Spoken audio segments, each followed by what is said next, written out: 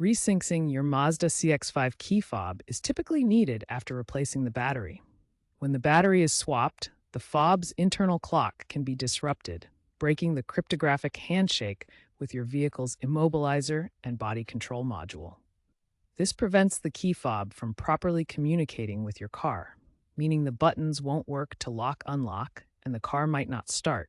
The good news is that resyncing is a straightforward process you can usually do yourself, avoiding a trip to the dealership. First, get in the driver's seat to maximize signal strength for the resync process. Second, insert the key into the ignition, or for push-button start models, press the start button without pressing the brake. Third, cycle the ignition to the on position. The dashboard lights will come on, but do not start the engine.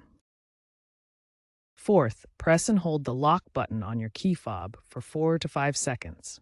You'll see the vehicle lights flash or hear the horn honk, indicating success. Finally, turn the ignition off, remove the key, and test the lock and unlock functions. If it doesn't work, repeat the steps. For 2024 models with digital key features, pair through the Mazda app for full functionality.